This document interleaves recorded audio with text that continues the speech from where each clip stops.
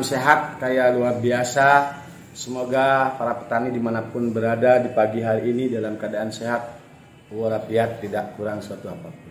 Bersyukur hari ini saya Wayan Rinai DSW bisa membuat video, tentu adalah video keterkaitannya dari sesuai dengan channel saya yang bergerak dari hulu sampai hilir di budidaya paneli.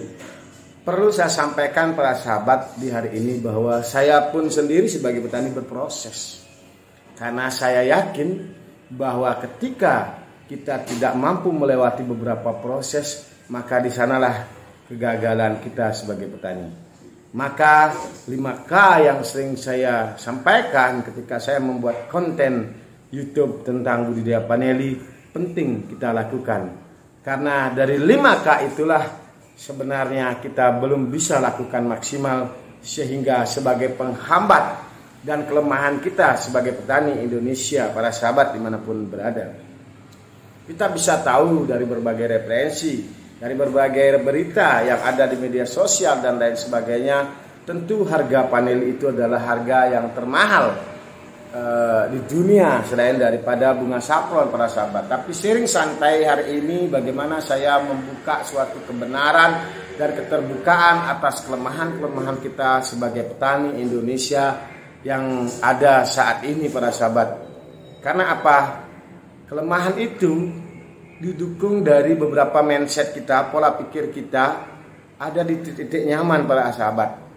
Nah, yang pertama titik nyamannya ketika kita gampang membudidayakan suatu komoditi, tentu juga kita akan tidak terlalu perhatian tentang ilmu apa yang mesti terus kita pelajari. Tentu ilmu budidaya, para sahabat, karena kita dilahirkan di negara yang subur, negara yang agraris, tentu mudah menanam sehingga kita tidak melakukan inovasi-inovasi baru dan tidak meningkatkan kreativitas kita sebagai seorang petani, para sahabat. Sehingga dari ilmu budidaya penting kita tingkatkan, karena kalau itu tidak kita tingkat, itu adalah menjadi penghambat kita bisa sukses menjadi petani. Nah, selain daripada kurangnya kita untuk terus mempelajari dan menekuni suatu komoditi, tentu adalah merupakan kelemahan kita untuk bisa meraih sukses sebagai petani di Indonesia.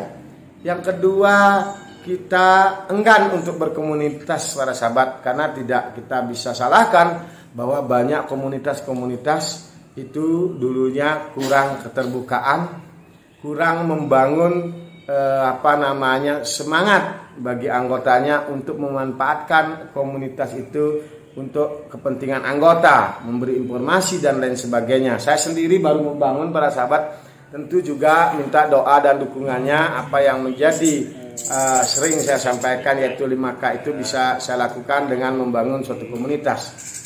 Nah, selain daripada itu, kelemahan kita sebagai petani Indonesia, selain daripada kita enggan untuk berkomunitas, tentu juga kita sendiri tidak mau untuk bagaimana kita sharing bersama teman-teman yang sudah senior di bidangnya. Nah, itu adalah merupakan kendala kita untuk bagaimana kita bisa maju ke depan, para sahabat. Kita cenderung juga banyak berpikir negatif, para sahabat. Tidak ada yang beli kah, nanti juga perawatannya susah, penyakitnya banyak. Itu adalah penghambat kita maju sebagai petani Indonesia. Tidak hanya paneli, para sahabat, semua komoditi. Nah, selain daripada ilmu budidaya yang penting kita miliki sebagai petani, biar kita tidak terhambat untuk mendapatkan suatu hasil, ya tentu ketujuan kita adalah menjadi petani yang sejahtera.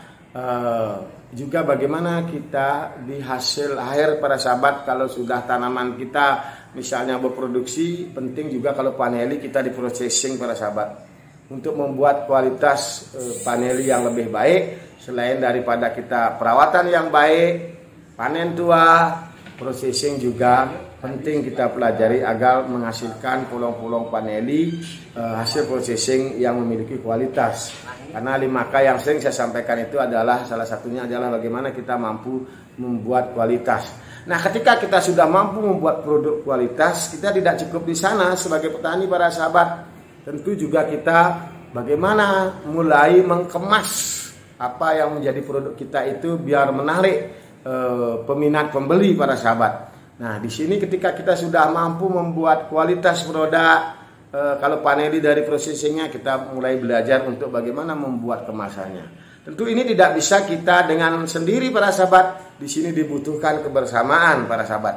Nah, terus apa lagi yang berikutnya para sahabat?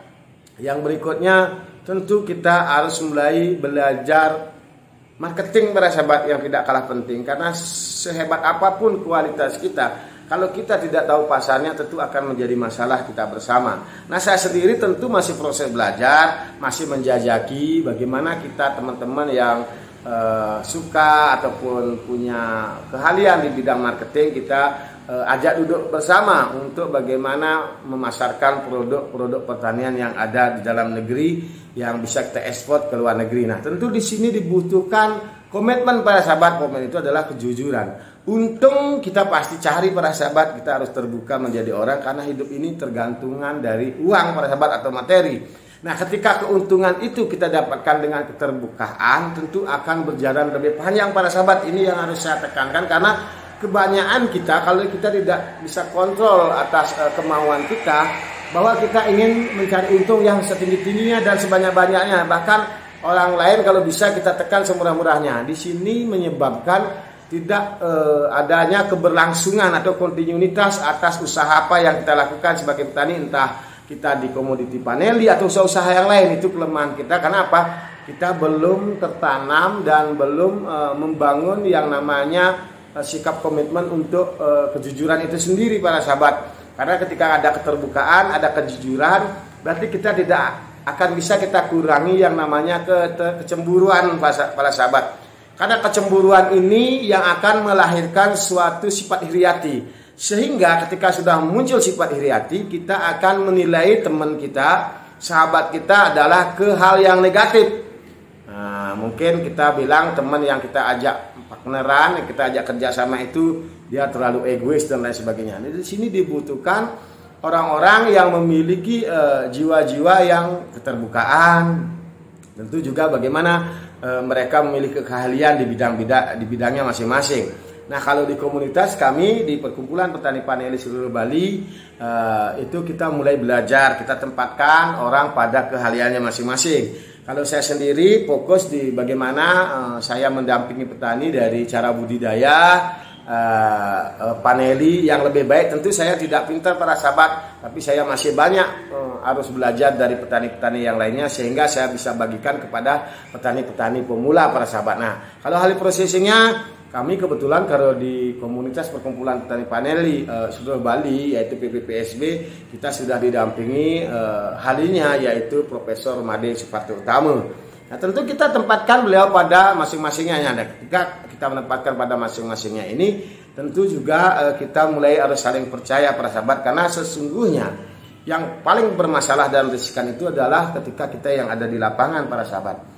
Karena kalau di lapangan itu banyak masalah yang kita jumpai. Mungkin kalau di level di atas daripada lapangan ini, mungkin kalau processing, kalau marketing mereka fokus pada mencari pasar. Kalau processing fokus pada bagaimana mengolah buah paneli ini sehingga dari polong yang baik akan tetap menghasilkan buah yang baik. Tapi kalau di lapangan para sahabat, kita ajak juga teman-teman yang belum memahami cara budidaya yang baik, mindset yang berbeda. Cenderung juga petani kita itu dia akan siapa yang mau membeli, tidak penting itu menjaga kualitas. Nah, inilah tugas-tugas berat ketika kita menjadi orang di lapangan. Karena kalau yang permintaan tentu dia akan meminta yang baik-baik saja para sahabat, karena itulah kualitas yang mereka. Nah, tentu karena kita dihadapkan pada belum menguasai bagaimana kita mengenalkan produk berkualitas dan kita membuat suatu kualitas dari kebiasaan kita yang biasa-biasa saja,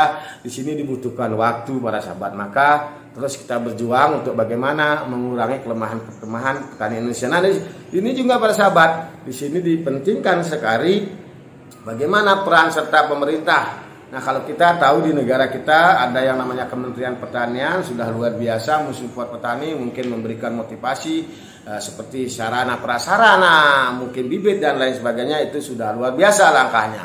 Nah, kemudian juga ada Kementerian Perdagangan. Nah, mudah-mudahan di sini Kementerian Perdagangan dan juga UMKM, di mana juga mampu memarketingkan produk-produk yang ada dalam negeri kita untuk bisa kita pasarkan di luar negeri. Di sini tidak akan serta-merta bahwa dengan kemandirian petani harus bekerja sendiri. Disinilah butuh difasilitasi oleh pemerintah sehingga kita bisa menjadi petani-petani yang luar biasa. Kita punya marketing, kita punya yang melakukan di hulunya, yang melakukan di pertengahannya, setengah hilir. Karena selama ini kita ini belum mampu menjadi petani dari hulu sampai hilir. Kita baru cerita para sahabat. Nah, saya sendiri juga mulai berusaha bagaimana menerapkan, mulai belajar mencari teman sebanyak-banyaknya. Karena tidak ada orang sukses kalau mereka hanya sendirian para sahabat. Maka yang sering saya sampaikan itu belajar berkomunikasi, belajar berkomunitas, belajar berkolaborasi, belajar membangun komitmen tentu yang didukung dengan kejujuran, juga bagaimana kita mampu yang kelima yaitu mampu membuat produk yang berkualitas sehingga kita pun menjadi petani-petani yang berkualitas pada sahabat. Sehingga ketika itu kita bisa lakukan, tentu kontinuitas keberlangsungan itu akan bisa kita jaga. Karena omong kosong ketika kita hanya hebat di cara budidaya dan mampu membuat kualitas yang bagus, tapi belum cocok di harganya, belum cocok di pasaran. Nah, tentu kualitas ini akan diukur oleh kemauan si pembeli para sahabat. Nah, maka disinilah dibutuhkan terus kita belajar untuk bagaimana bisa memberikan terbaik atas apa yang orang lain butuhkan para sahabat. Para sahabat, saya sendiri belakangan ini lebih ke bagaimana tutorial saya untuk mari kita membuka dan belajar untuk membuka mindset kita ke grow mindset. Jangan ke peak mindset, karena kalau peak mindset itu pola pikir kita, mindset kita itu sudah mentok. Tapi bagaimana dengan grow mindset ini kita mulai terbukalah dengan siapapun untuk menjaring hal-hal positif, untuk membangun jaringan sehingga kita akan menjadi petani-petani yang sejahtera. Karena saya sendiri sering merenung para sahabat bahwa kita sendiri di negara yang agraris ini, jumlah penduduk dari 270 juta jiwa masyarakat Indonesia yang menjadi petani kurang lebih hanya 15% dari beberapa referensi yang saya dapatkan. Berarti petani Indonesia tidak lebih dari sekitar 25 juta. Kalau posisinya betul bahwa manusia itu membutuhkan segala hasil baik sandang dan pangan daripada petani itu, tentunya petani Indonesia ini kaya pada sahabat. Nah, hanya ada beberapa kelemahan kita lagi saya sampaikan di sini. Kita belum mampu membuat produk turunan yang siap saji dari bahan yang mentah menjadi bahan-bahan yang siap dikonsumsi para sahabat. Nah, di sini juga selain dari kita sebagai rakyat Indonesia, sebagai petani terus harus belajar. Di sini juga kami harapkan selaku petani peran serta pemerintah untuk bagaimana memberikan pendampingan ataupun bimbingan bahkan dana untuk bagaimana petani-petani Indonesia yang fokus di bidangnya masing-masing mencari ilmu ke luar negeri yang bisa membuat produk turunan itu sendiri para sahabat.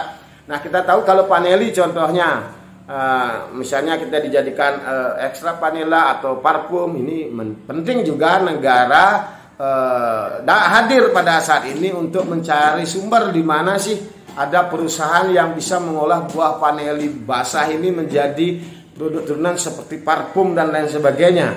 Berangkatkan ke sana, biayai. Nah, ini juga akan kita bisa apa yang kita hasilkan dalam negeri bisa kita jual dalam negeri dan tidak impor para sahabat. Nah, di sini mungkin kalau apa yang saya sampaikan ini tidak berkenan, mungkin akan merasa tersinggung, mohon dimaklumi. Inilah saya syukurnya menjadi masyarakat Indonesia, profesi sebagai petani. Tentu saya akan terbuka, tidak akan memikirkan apa yang menjadi hal-hal yang mungkin dianggap salah. Karena wajiblah kalau saya petani ataupun masyarakat salah harus diberitahu, bukan harus dihukum para sahabat. Inilah ketika negara kita kuat akan memberitahu yang belum pas sehingga menjadi pas, yang akan memberi pendidikan bagi yang bodoh sehingga akan menjadi cerdas. Karena petani yang hebat itu adalah ketika mereka sudah kuat fisiknya, cerdas pemikirannya sehingga akan menjadi petani-petani yang luar biasa. Para sahabat, tentu selain daripada itu saya sendiri sebagai petani mengharapkan kepada instansi terkait dan lain sebagainya marilah kita berkolaborasi, marilah kita bekerja sama untuk menunjukkan bahwa Indonesia ini adalah negara yang kuat, negara yang adidaya. Kenapa saya berani katakan demikian? Ini dari hasil renungan pribadi seorang petani dari Singaraja Bali, bahwa ketika di negara ini sumber daya alam kaya luar biasa, tidak hanya emas hijau yang kita bisa budidayakan, tapi di Indonesia ini ada nikel, ada emas, mungkin yang lebih mahal dari emas juga bisa kita hasilkan. Maka ketika kita mampu menjaga dan merawatnya itu, dan kita bisa jadikan produk yang bisa siap dibeli oleh para pembeli, tentu negara kita akan susah mau bom atau gimana oleh luar. Tapi bagaimana kita juga membuka relasi keluar sehingga apa yang menjadi kekayaan kita ini bisa kita jual lebih mahal, tentu dengan manajemen yang baik, marketing yang baik. Tentu harus didasari dengan bagaimana kita memiliki mindset yang baik.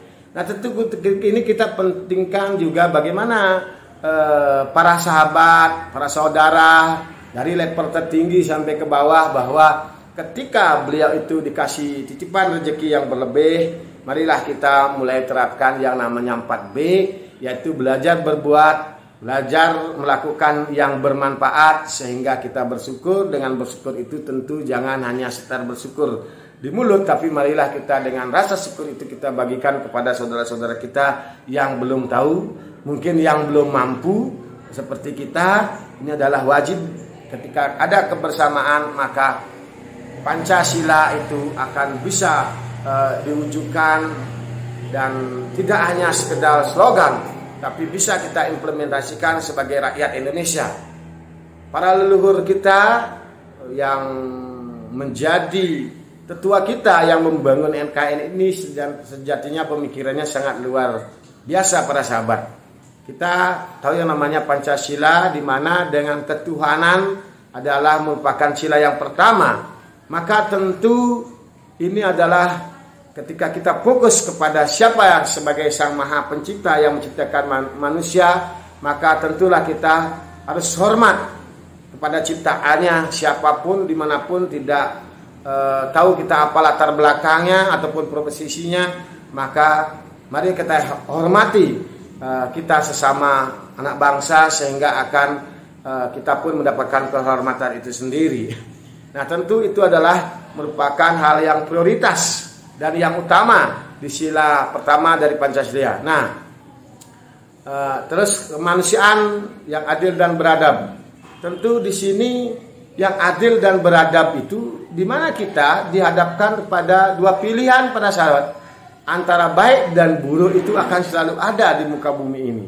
Nah, maka daripada itu pentinglah kita dihadapkan kepada dua yang berbeda, tapi bagaimana kita bisa berkolaborasi, ibaratnya kita sebagai aliran listrik para sahabat, tentu tidak akan positif-positif saja, tapi negatif ya ada. Bagaimana dengan hal yang ini bisa kita akan menjadikan cahaya untuk negara kita.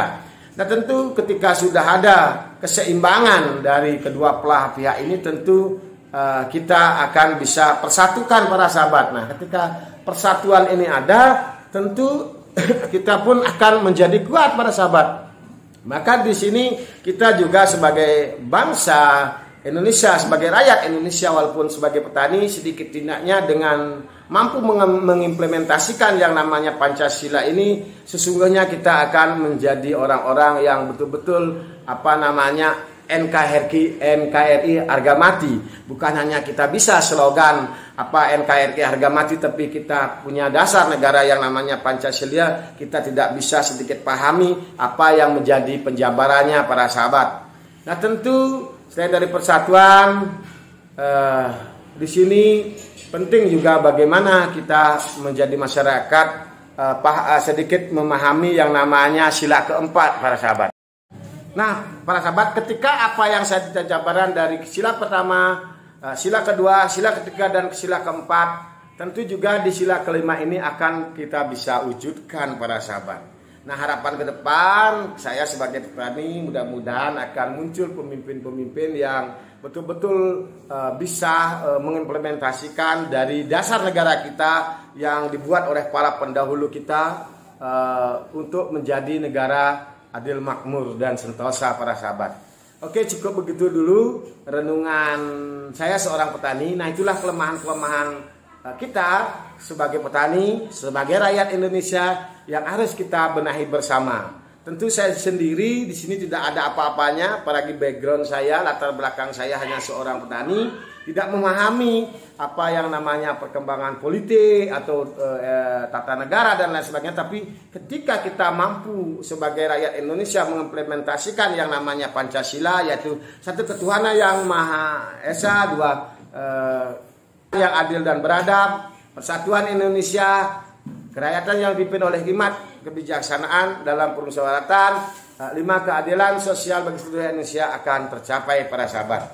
Oke, cukup begitu dulu para sahabat. Mungkin ada yang tidak pas atas penyampaian saya, ya maklum, saya seorang petani, kalau saya harus diluruskan para sahabat. Jangan dibully karena kebiasaan masyarakat 62 akan membuli habis yang belum pas sehingga mereka akan menjadi minder, bahkan mereka pun akan sakit hati. Maka persatuan tidak kita bisa dapatkan karena yang muncul adalah dendam.